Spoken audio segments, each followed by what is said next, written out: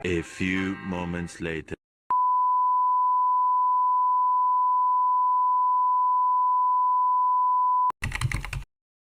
Jadi, gaya ini merupakan besaran vektor yang muncul dari interaksi antara benda dan lingkungannya yang mampu A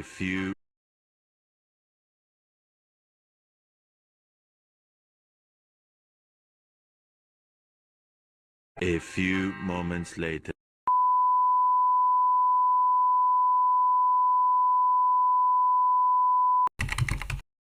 Jadi, gaya ini merupakan besaran vektor yang muncul dari interaksi antara benda dan lingkungannya yang mampu mempercepat atau memperlambat dan mampu mengubah arah gerakan.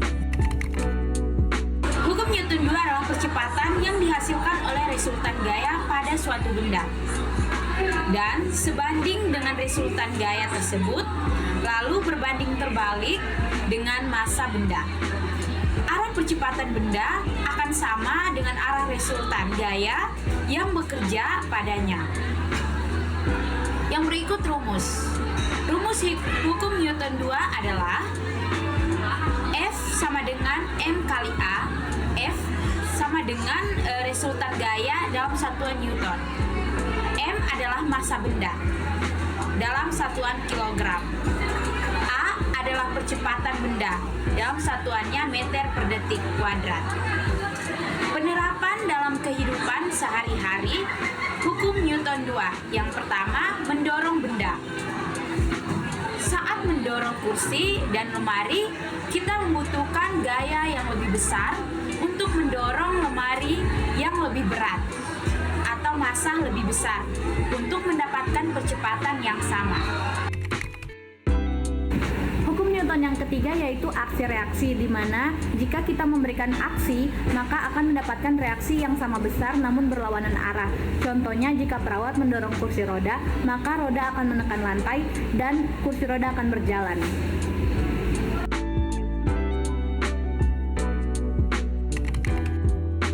Massa jenis adalah ukuran seberapa banyak massa yang terkandung dalam volume tertentu. Dengan kata lain, massa jenis menunjukkan seberapa padat suatu zat. Es batu mengapung di air karena massa jenis es lebih kecil daripada massa jenis air, meskipun keduanya terbuat dari molekul H2O. Ketika air membeku menjadi es, molekul-molekul tersebut membentuk struktur kristal yang lebih renggang. Struktur ini menyebabkan es memiliki volume yang lebih besar untuk massa yang sama dibandingkan dengan air cair, sehingga massa jenisnya lebih rendah. Berat dalam fisika adalah gaya yang dihasilkan oleh gaya gravitasi pada massa suatu benda. Jadi, berat sama dengan massa kali percepatan gravitasi, dan satuannya adalah Newton atau N. Berat punya arah ke bawah menuju pusat bumi, berbeda dengan massa yang sifatnya tetap dan skalar. Berat bisa berubah tergantung tempat karena percepatan gravitasi berbeda. Misalnya di bulan, beratnya lebih kecil daripada di bumi. Gaya gesek adalah gaya yang ditimbulkan ketika dua permukaan saling bersentuhan dan menghambat gerakan. Salah satu contoh yang bisa kita lihat itu terjadi pada sendi kita, di mana gaya gesek dikurangi oleh cairan sinoval, bertujuan agar pergerakan tulang lancar dan tanpa nyeri.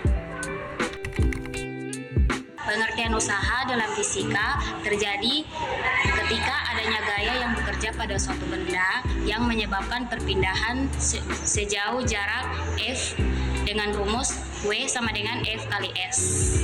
Ini saya akan memberikan contoh tentang pengaplikasian usaha dalam fisika. Contoh cara pengaplikasian gaya dalam kehidupan sehari-hari, yaitu dengan cara mendorong tembok. Adanya gaya tetapi tidak ada usaha dalam pengaplikasian ini. Yang kedua, mendorong kursi. Adanya gaya dan usaha dalam pengaplikasian tersebut. Pesawat sederhana adalah alat sederhana untuk memudahkan manusia dalam usaha. Contohnya adalah ketika menancapkan paku pada kayu, itu akan sangat sulit ketika tidak menggunakan palu. Keuntungan mekanis adalah kemudahan yang kita dapat ketika menggunakan alat sederhana seperti kuas, katrol, dan lain sebagainya untuk mengangkat beban atau memindahkan beban. Dengan kata lain, alat ini membantu kita mengurangi tenaga yang diperlukan untuk mengatasi suatu beban. Contoh dari keuntungan mekanis adalah menggunakan alat bantu mengangkat pasien seperti papan transfer.